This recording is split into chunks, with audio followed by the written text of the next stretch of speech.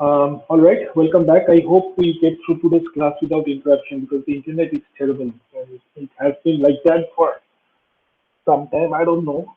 So that's the reason the video is switched off. Anyway, so let's get going. Okay. All right. So if you recall that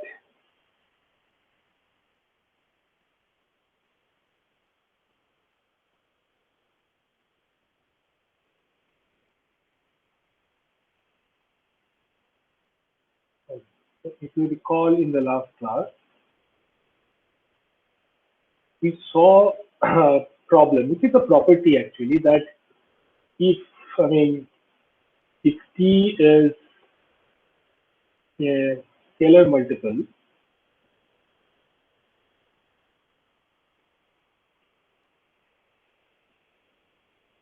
of an orthogonal transformation,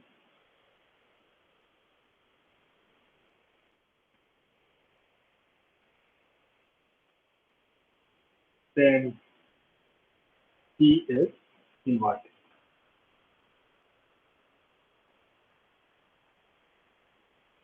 Okay, and this single most fact is extremely important in solving different sort of application problems in linear algebra.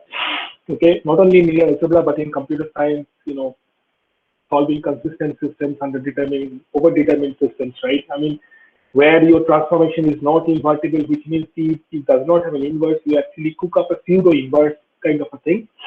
So a lot of the solutions that we design to applied problems depends on the existence of the transformation, existence of the inverse of the transformation, right? So for the lack of better tools, we had to take actually a roundabout way to show that linear transformation is invertible. And as you have noticed, it's actually quite, complex. It's not trivial at all to, show that the transformation is invertible if at all it is a scalar multiple of an orthogonal transformation, right? Okay, and you have to have other tricks up your sleeve, like for example that T preserves orthogonality under certain conditions, so on and so forth. However, the question is there a straightforward way or is there a more direct way of finding out if a linear transformation is invertible or not, right? So before we begin the formal discussion, so now as I said, we'll start talking about invertible linear maps. Okay, so more formal discussion about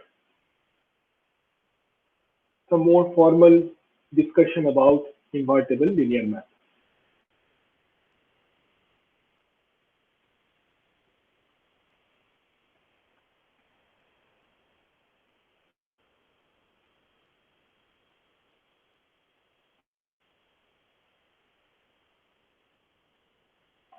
Okay, and any formal definition, any formal discussion should begin with a definition, right? So how would you define the inverse of a linear map? Okay, by this time you must know already that inverse of a linear map is equivalent to inverse of a matrix that is induced by that transformation, right? Okay, so suppose we have a linear map T. Okay, so we have a linear map T, and T is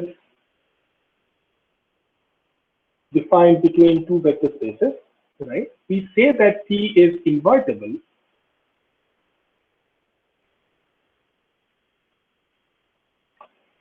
if there exists another linear map S that goes from W to V, okay, such that ST is actually the inverse defined on the vector space V, and TS is defined as the inverse on the vector space. Okay, all right. So this is a formal definition of an inverse of a linear map. Okay? It's actually equivalent to saying that S is actually T inverse and T inverse is I, right?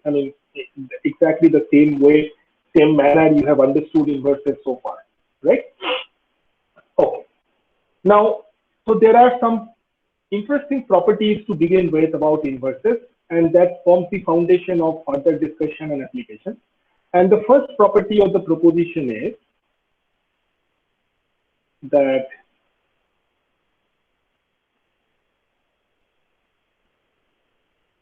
if at all a transformation has an inverse, then the inverse has to be unique. Okay. So the first proposition is inverses are unique.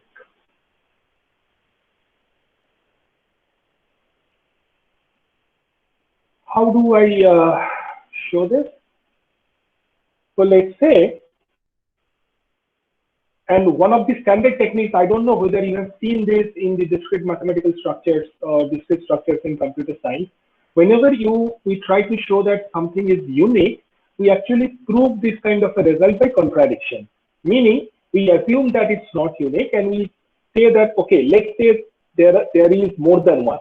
Okay, so that is exactly what we are going to do. So we will say that S and S hash are inverses of T. So are inverses of T. So T has two inverses. This is our, contrarian approach, contrarian assumption. Then, by the definition of inverses, I mean, we know that I can write S as Si, right? Okay. And then since S and S hash both are inverses of T, I can replace the I with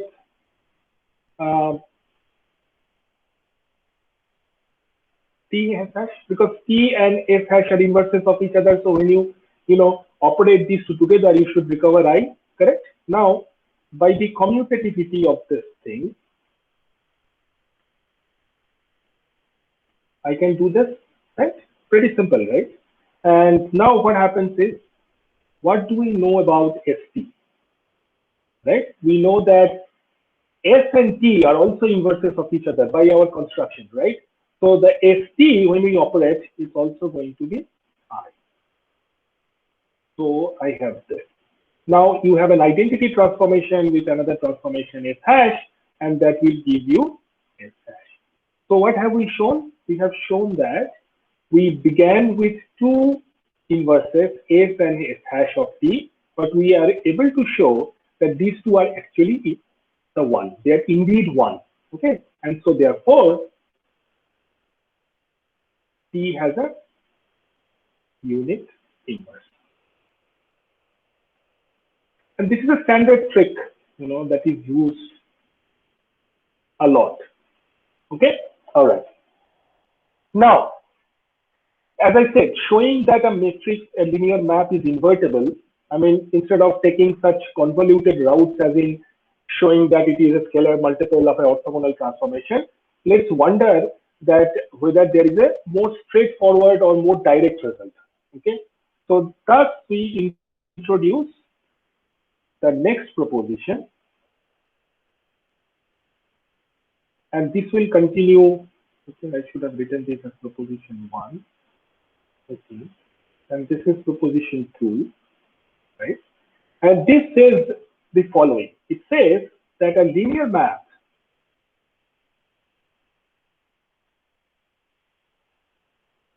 is invertible if and only if, okay, it is injective and surjective, meaning 1-to-1 and on-to. Okay, all right. So this is a more straightforward way to verify if a transformation, linear transformation, is invertible or not. You just check whether it is injective and surjective. But why is this true? Now this is an if and only if condition, meaning it's a necessary and sufficient condition, right? So whenever we try to verify the truthfulness of such claims, we have to actually verify in both directions, both ways, right? So we start one way, which is we assume that T is invertible. Okay, so we assume that T is invertible, and that implies that what we need to show is that T is injective and surjective. Okay, and needless to say that, I mean, for the entire length of this discussion, T is a linear map from a finite dimensional vector space to another finite dimensional vector space. Okay. Now, what in as part of this, I mean, I have to show two things. I have to show that T is injective, and I have to also show that T is surjective. Okay. So let's take these first. Let's try to show that this is true. So the first part is that I need to show that T is injective.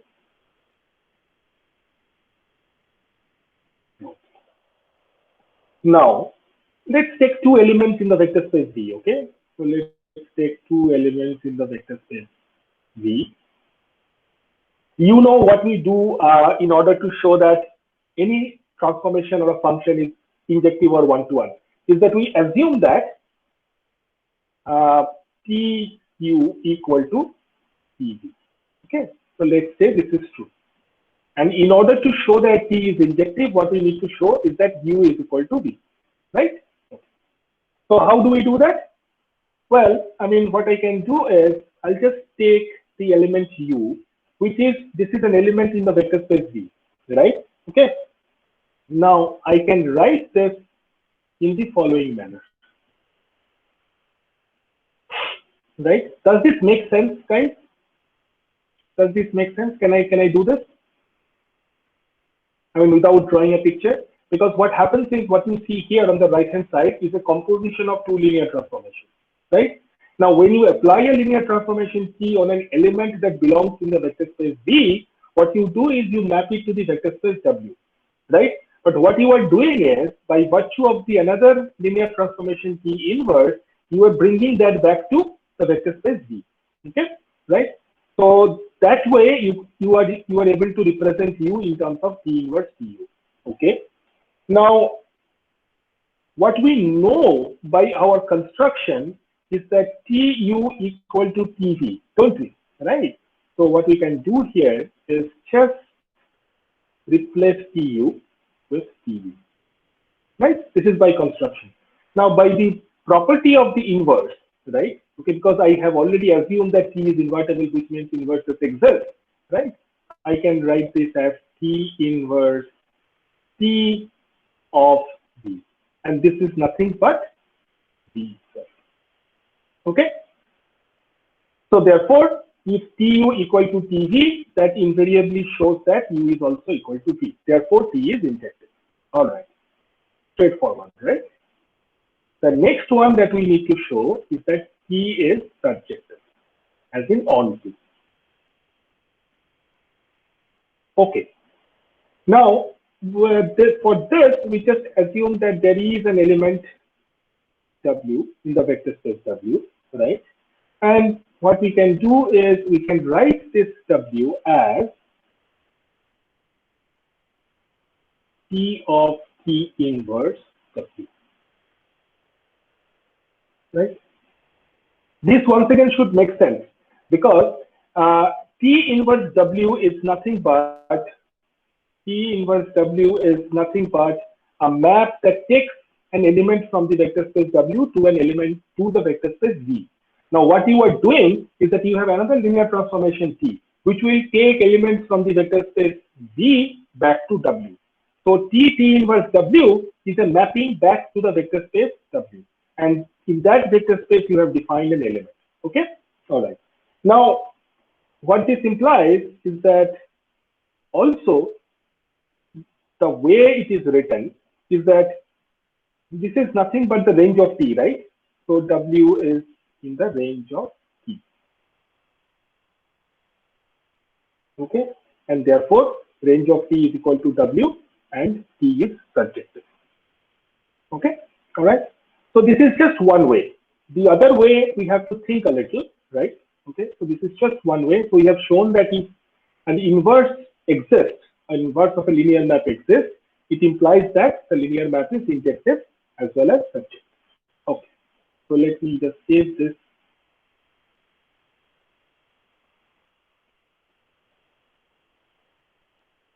Okay, lecture 11, 12, 1.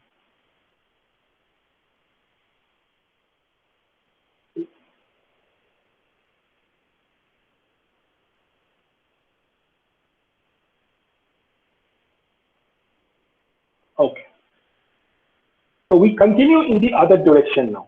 So what is the other direction? The other direction is that T is injective and surjective.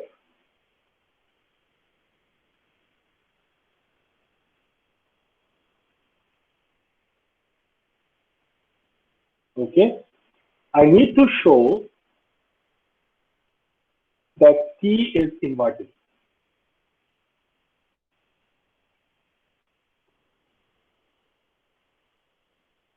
Do you recall the definition, the formal definition of an invertible linear map, that there has to exist another linear map F, right?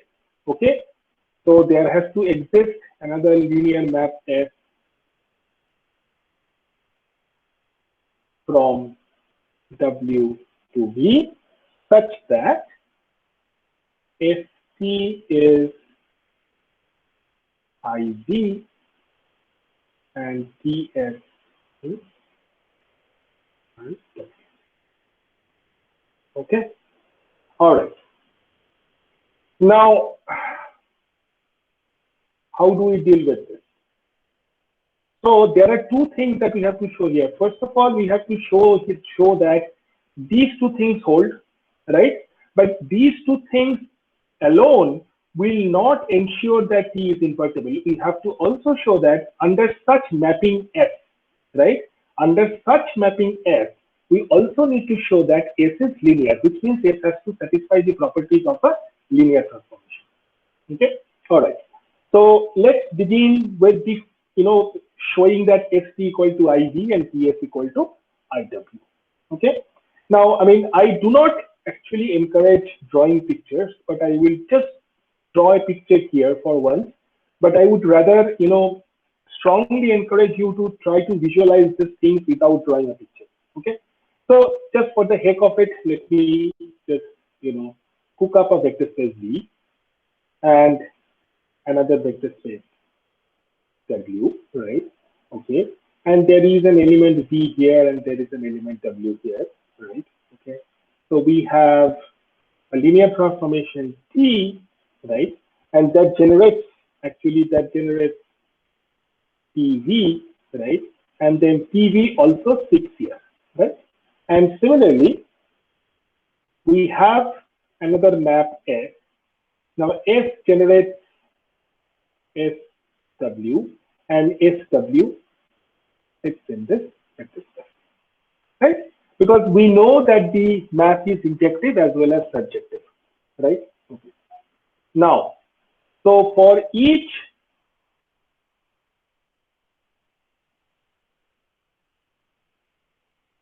element W in W, okay, we define SW to be a unique element, right? And that belongs to vector space V, such that TS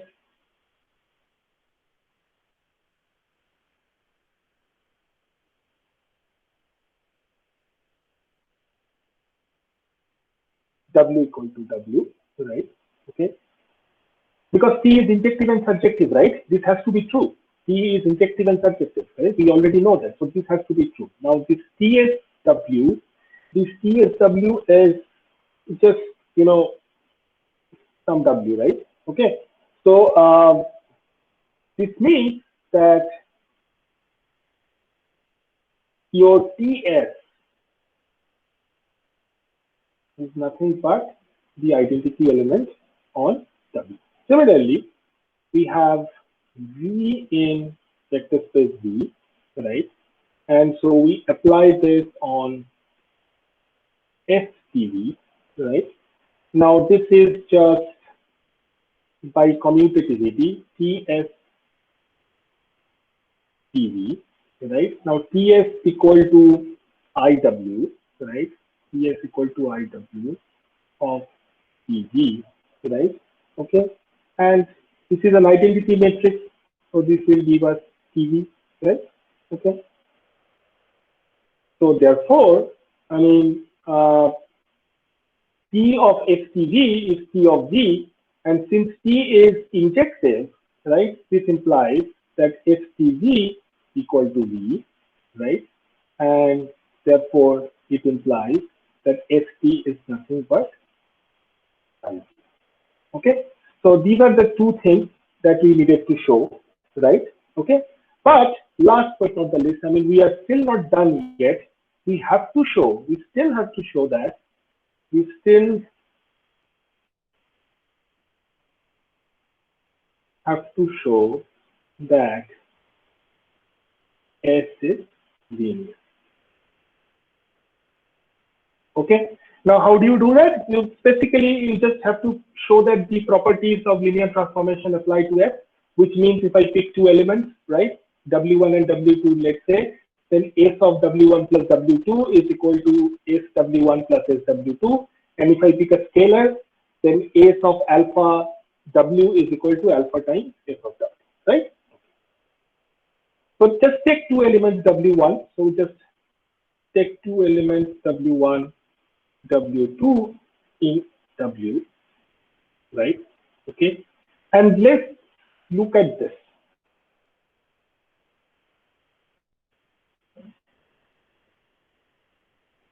Okay, so before I do anything further, I mean, where does this guy belong?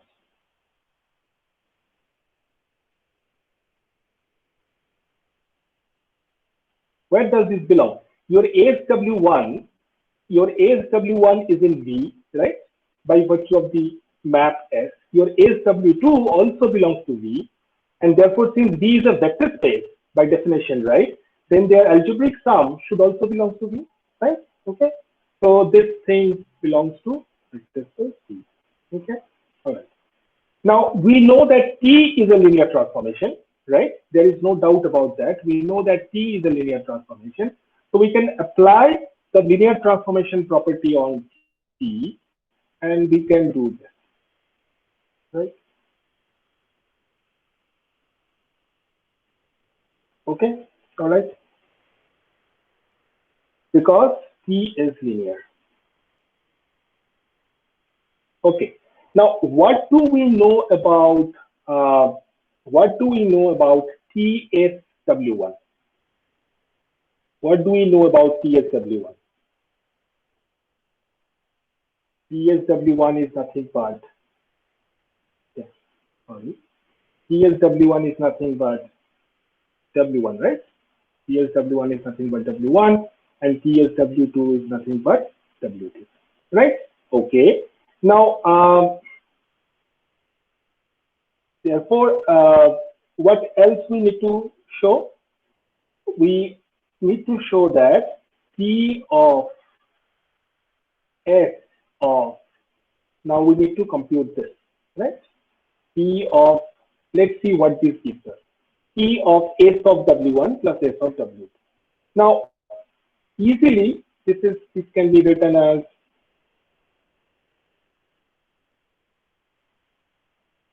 right, because by the composition of the linear operator, right? So this can be easily written as, now where is TS W1 plus W2?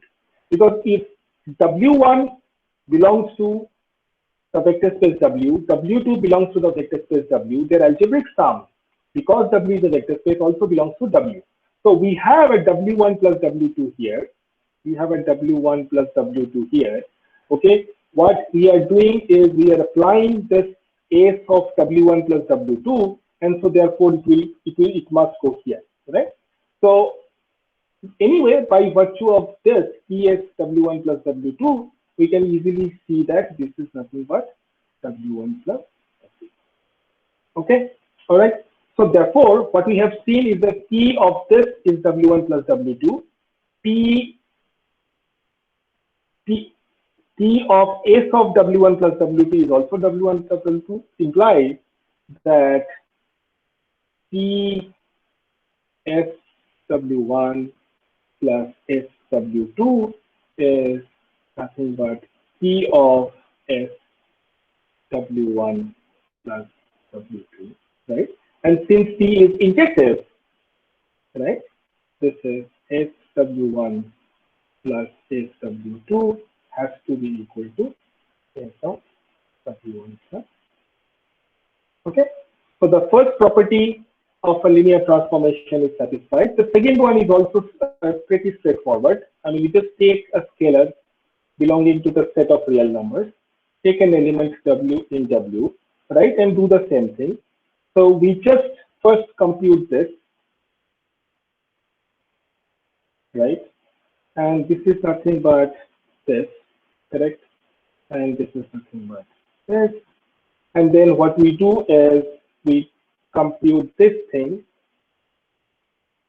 right, since A is a scalar, this is nothing but, right, and this is nothing but this. Okay, all right. So once again, what we show is that, and T is an injective, so therefore S of AW is nothing but T is of. Okay, so the second property of linear transformation, I mean S being linear transformation, is also satisfied. Okay, so therefore the inverse exists if T is injective and surjective. And this is really a powerful result, because using this result, we can actually do a bunch of things. Okay, the one being isomorphism, and the second one being commenting about vector spaces which are isomorphic, right? And also we can extend this to linear transformations which go from the vector space onto itself. Okay, all right. So let's see.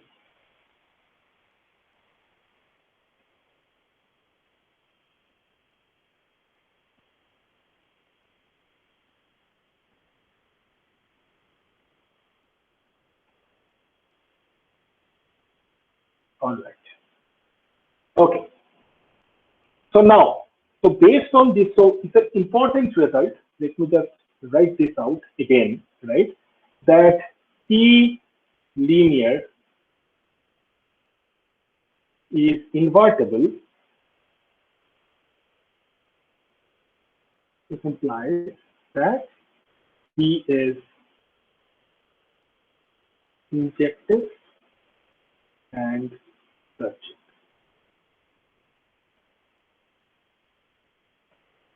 Okay, all right. Now I will introduce a definition here. This is just a definition, and then I will connect this particular definition with invertible linear maps. Okay, so two vector spaces, the definition is of isomorphic vector spaces. So two vector spaces are isomorphic. Two vector spaces are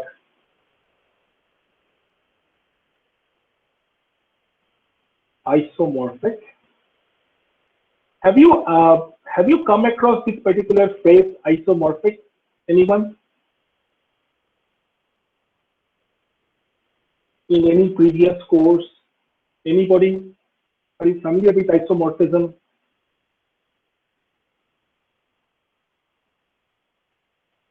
No? Okay. All right. Okay. So this is actually a Greek word. And isomorphism comes from, so isos means equal. I mean, you of course know what an isosceles triangle is, right? What is an isosceles triangle? Where the two sides are equal, right? Right? Okay. And morph means shape. So it literally means if two vector spaces are isomorphic, that means the vector space is representing some geometry, right? I mean, one vector space could be, you know, some shape, and the other vector space could be some other shape, right? But these two shapes are similar. So isomorphic means, literally means similar shape. So the geometric structure is sort of identical. Okay, but one could be more convenient than the other. So if you recall, I was talking about an example, right? I mean, how do you locate a point inside a cube, right? Now you do some distortion of the cube, right, and do some rotation, reflection, or whatever, right? And you bring the cube to a favorable position, right, by virtue of a linear transformation. And so the vector spaces containing these two different types of cubes are actually have to be isomorphic, which means you are defining an injective and surjective linear map. And so therefore, by virtue of this property, you are easily able to locate whether a point lies inside the cube or lies outside it, right? Okay. So two vector spaces are isomorphic or similar shape if there exists an invertible linear map, there exists an invertible linear map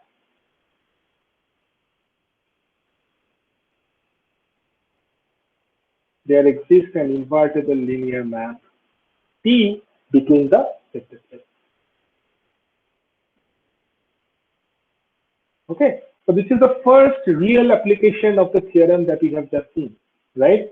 I mean, if there exists a transformation, linear transformation between V and W, right? And T is invertible, okay, right? That implies that V and W are of similar shape.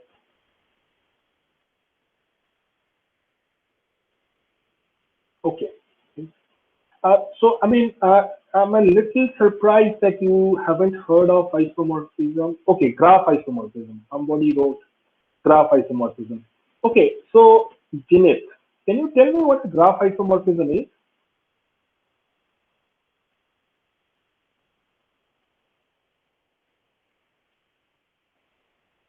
So like graph isomorphism is like if there exists a function such that each vertex of graph 1 can be mapped to each vertex of graph 2, and they also preserve the relationship of edges between them. Okay, so what is the outcome of that? So like sir, we can say that there exists a there exists a unique function which can map the vertices and edges of graph 1 to graph 2. So that is fine, but I mean, how are you going to use it? Uh, You can just prove things for one graph and then it'll like the properties will hold in the other one also because you have a Oh, relation no, definitely, preserving mapping. definitely. Yeah, definitely. I mean, no doubt about it, right? Definitely. But my question was, I mean, where would you use it?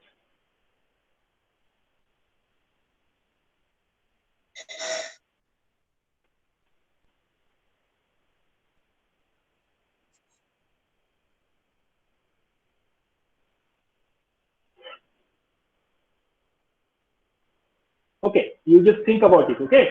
And this is an interesting, I mean, there is this graph isomorphism and also there is this thing known as group isomorphism. I do not know whether you have heard of this group isomorphism, okay? Group isomorphism.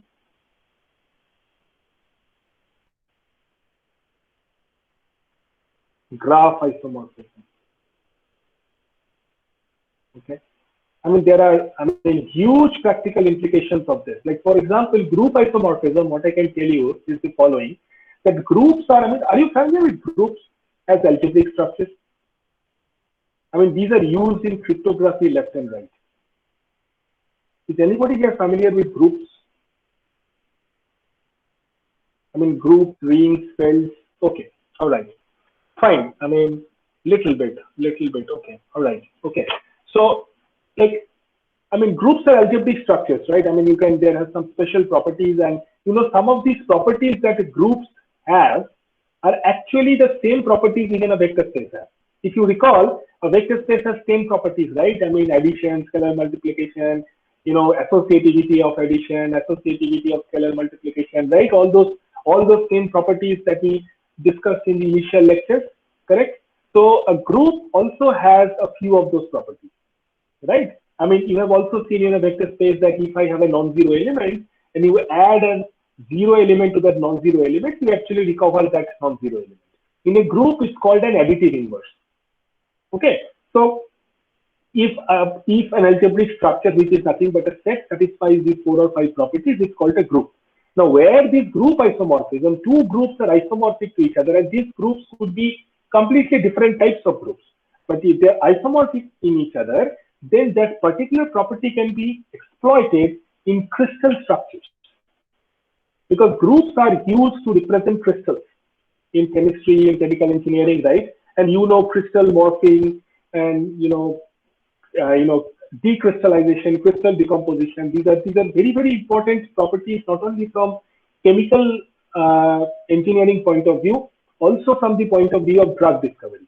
So if you can show that two crystals are isomorphic, and one crystal is actually more structurally difficult to break it down, right? You can actually analyze the other crystal structure and just import those properties and apply those there.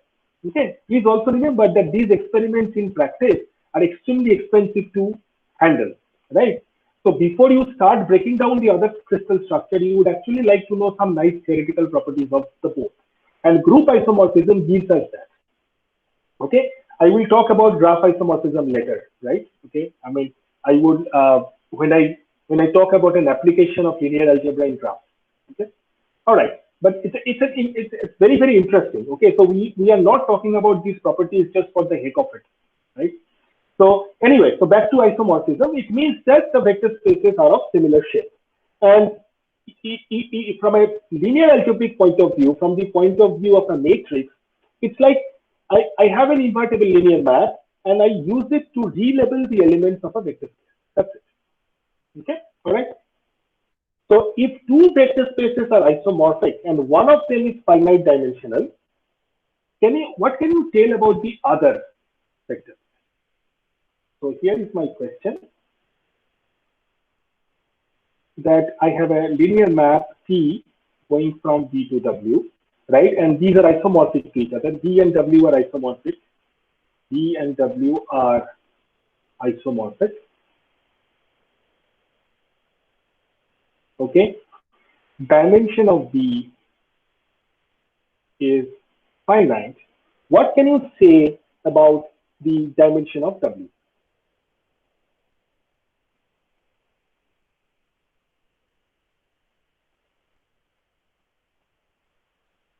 Anyone?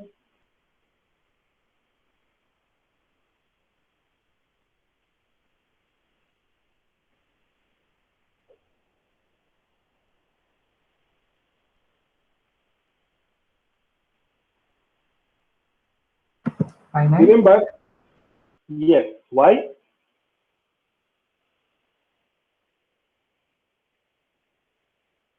Because by definition of isomorphism, when you say I define a linear map between two isomorphic vector spaces, by definition you assume that the linear transformation is invertible as well, right?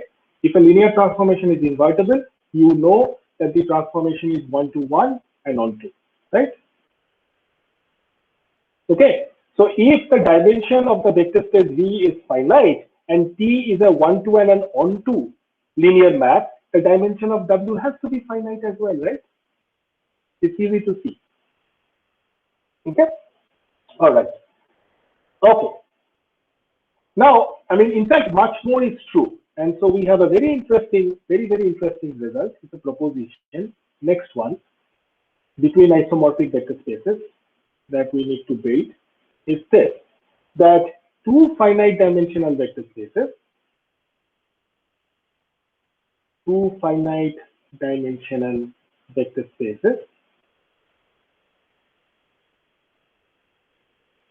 Is there any chemical engineering guy here?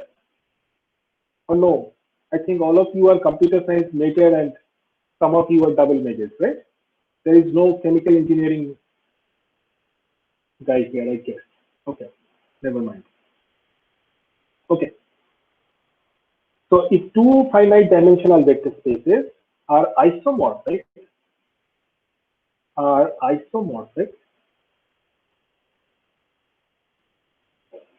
okay, if and only if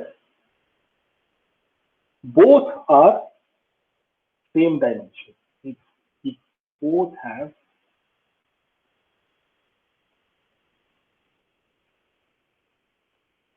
the same dimension.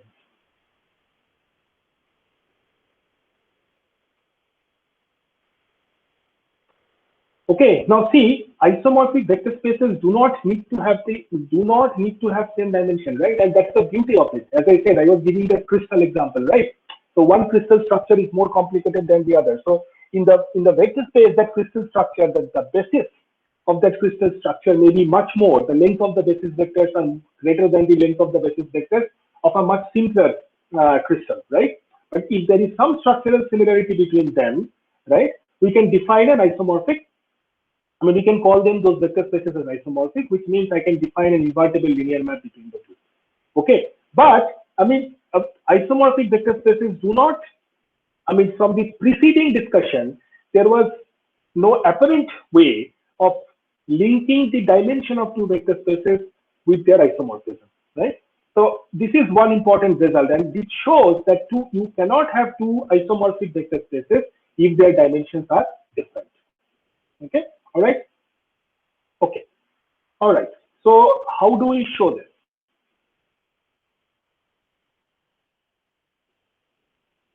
You know that by definition, isomorphism implies that there exists an invertible linear transformation between the vector spaces V and W. This is known, right? So we have to somehow exploit this fact.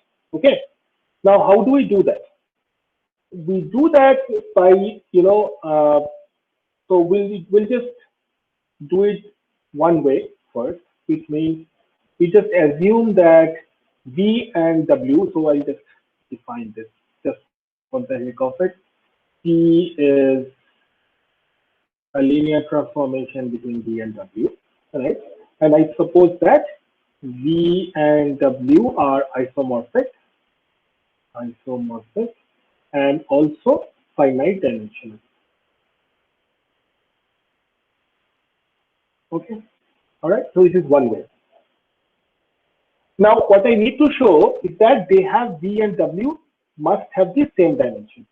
Okay, all right. This is what I need to show. I need to show that dimension of V must be equal to dimension of W. Okay, all right. Now recall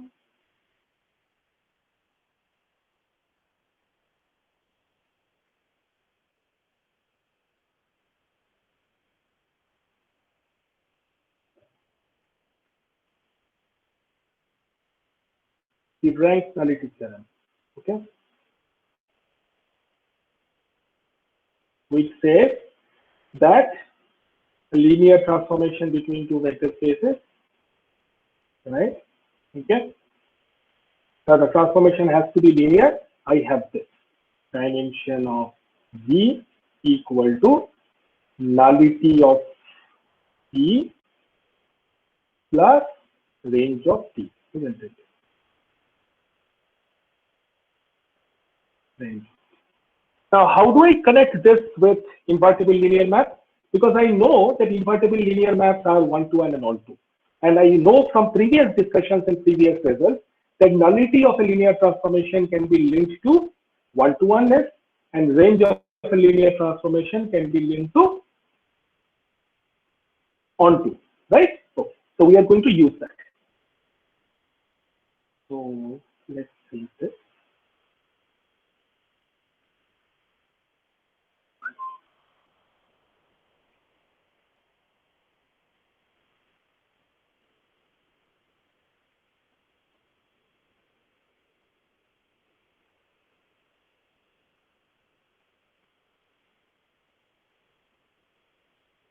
So we are still on the first part of our discussion, which is I assume that V and W are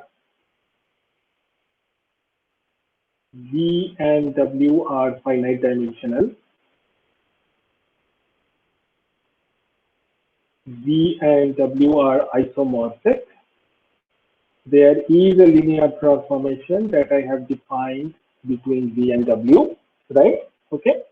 And what I need to show is that dimension of V is equal to dimension of W. And I have the rank nullity theorem. Okay. All right. Now, since T is invertible, since T is invertible,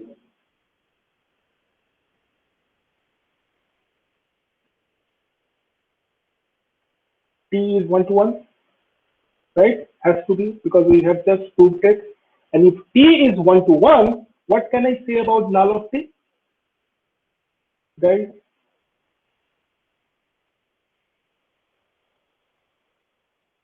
What can I say about null of T? Do you recall that result? If T is 1 to 1, what is null of T? Come on.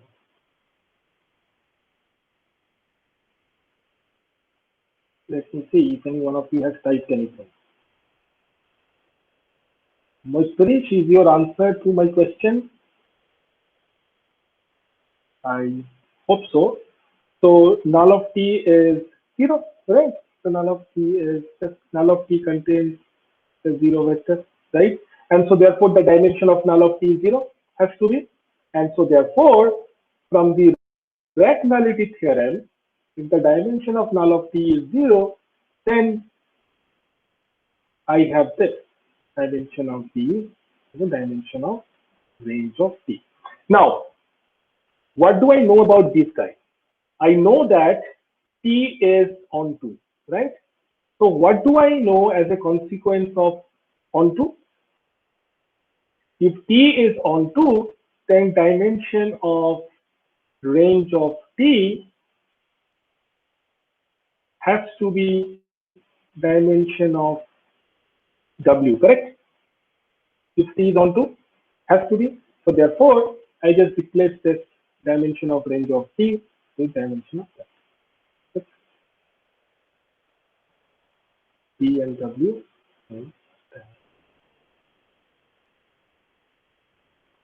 Okay.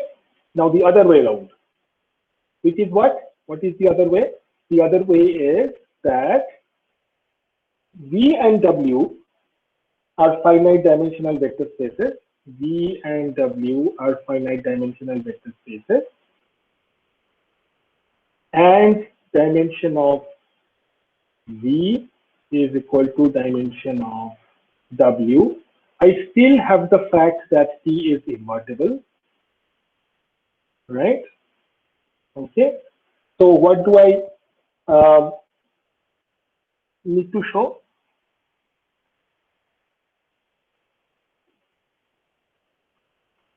I need to actually know. I mean, I need to show that this is what I need to show. I need to show that T is invertible, right? So V and W are finite dimensional. Dimension of V is equal to dimension of W, and I need to show that T is invertible, right? So in order to, so that means, I mean, this is equivalent to showing that T is 1 to 1 and onto. So I cannot directly show that T is invertible, but if I show that T is 1 to 1 and onto, right, then I'm done, right? So T is a linear transformation between two vector spaces with the same dimension, okay, all right, and both are finite. So how do I argue that T is invertible? I mean, T is injective and T is surjective. Anyone?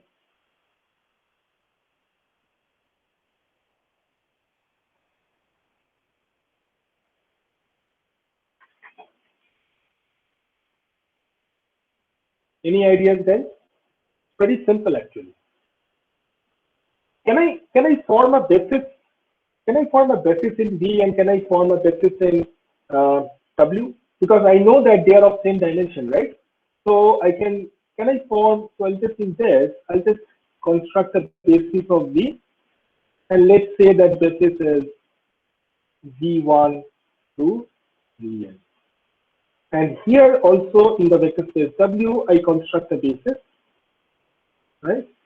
And since the dimension of V and W are similar, if I start from W1, I'll have to stop at Wn. Okay, so a linear transformation V between V and W is nothing but a linear transformation between the basis of V and the basis of W, right? So this is equivalent to P basis of B to basis of W. Okay, which means I apply it on a linear combination of these basis vectors, and that should map to a linear combination of the basis vectors in W, isn't it? Right? So what is a linear combination of basis vectors in V1 through Vn? Well, I can easily cook up, right? A1, V1, same, right? And I apply the linear transformation on that. And where should I end up? I have to end up in W, right? Okay. And that is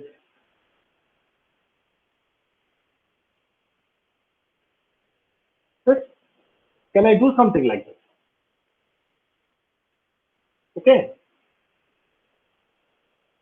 Now, from this, what can we argue?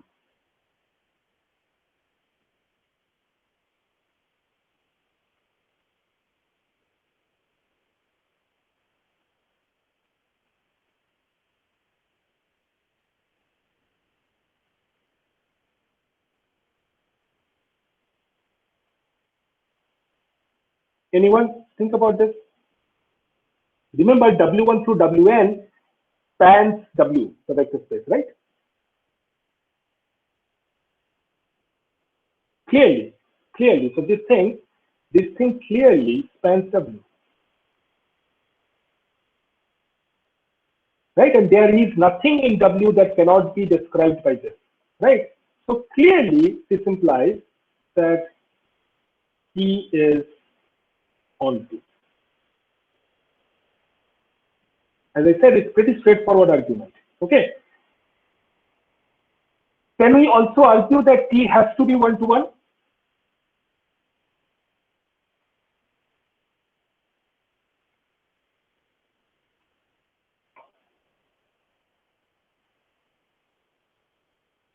Anyone? Can we also argue that T has to be one-to-one? So before that, I think I can just simplify this further. I can write the left-hand side in this manner, right? By using the properties of the linear transformation.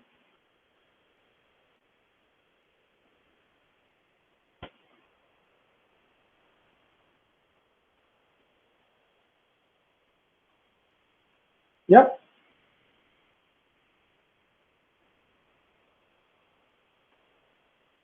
And because I have already argued that T is onto, it means TV1 is mapped onto W1, TV2 is mapped onto W2, blah, blah, blah, TVN is mapped onto WN, right?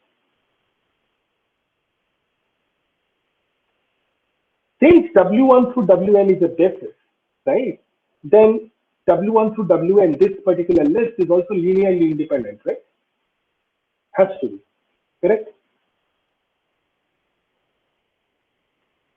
And I have mapped in such a fashion as in TV1 is mapped onto W1, TV2 is mapped onto W2, and TVN is mapped onto W1, right? Can TV1 be mapped onto any other vector, any other basis vector in W?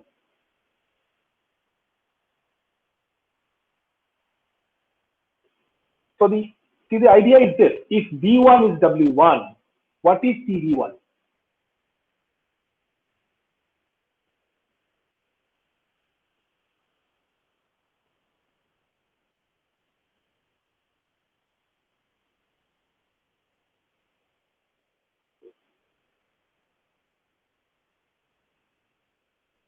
What can we say? No?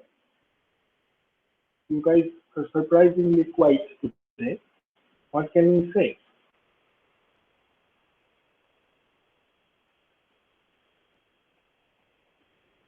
See, the linear independence itself is like this, right? I mean, it means that any of the basis vectors cannot be represented as a linear combination of any of the other basis vectors, right?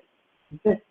So that means if you have mapped CV1 to one of the basis vectors, and if that basis vector cannot be written in as a scalar multiple of any other basis vector, that means what? You cannot map the same transformation PV1 to another basis vector, right? Okay. So that means your mappings are unique, okay, and therefore T is 1 to 1. Okay. Now since T is 1 to 1 and T is on 2, we have already proved the theorem that if T is 1 to 1 and on 2, it is invertible. Right? Okay. And the definition of isomorphism, is such that two vector spaces are isomorphic if there exists a linear and invertible transformation between those two vector spaces. And so therefore, since T is isomorphic, T is invertible, V and W are iso.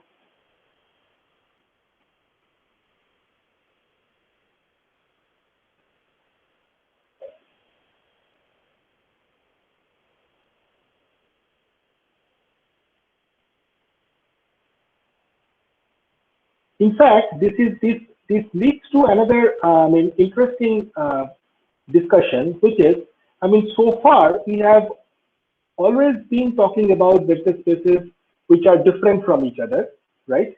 V and W are different from each other, right? How about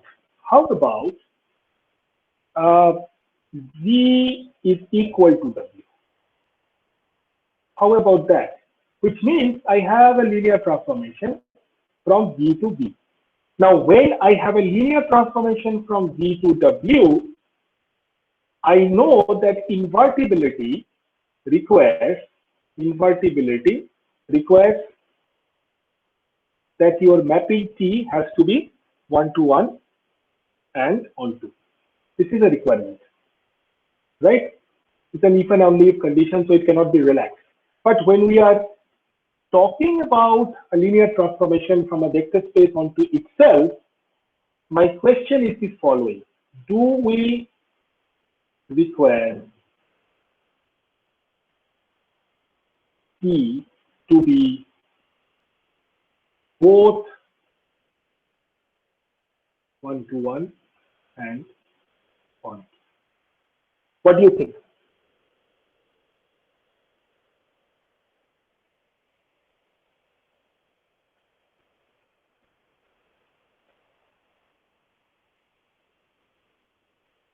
And this is the answer to this question actually gives rise to a very powerful result.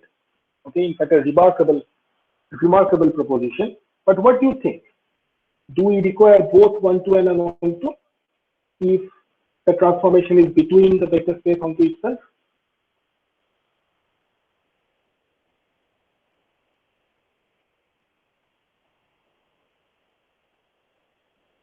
Okay. Also, I have another question, and this is not so much of a question, but rather than it's like this, is that if V1 through Vn is a basis of V, right, and W1 to Wm is a basis of W, right? Then we are obviously talking about a linear transformation between V and W, right? Okay. Then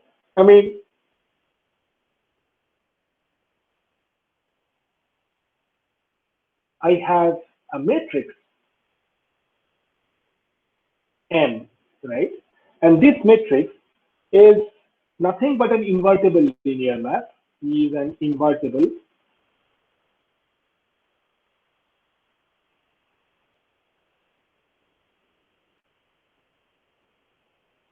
linear map, right, between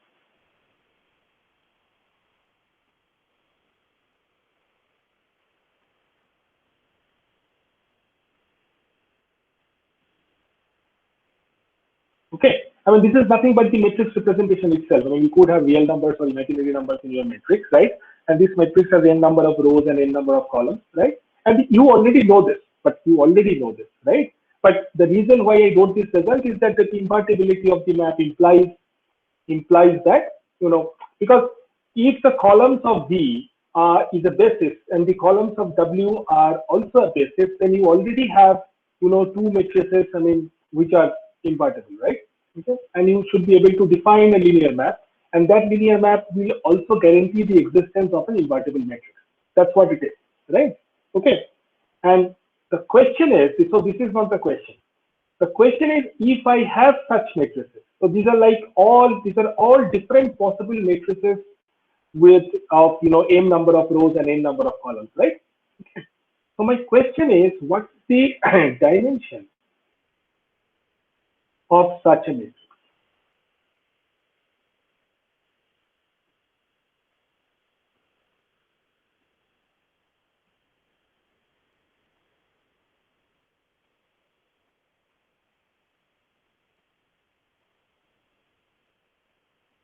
It's an easy enough question, but I mean,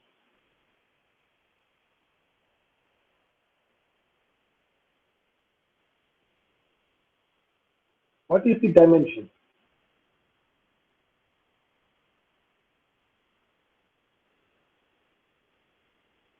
Okay, let me finish here. I'll just give you the answer, but remind me that we have to justify this.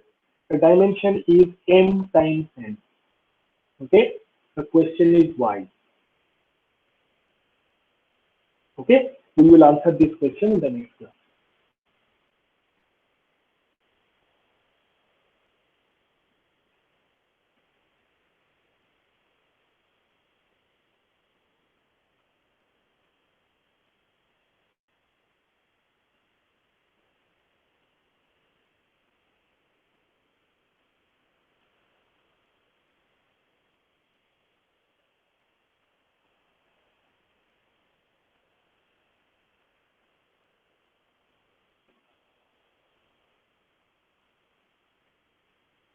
All right, guys. See you in the next class.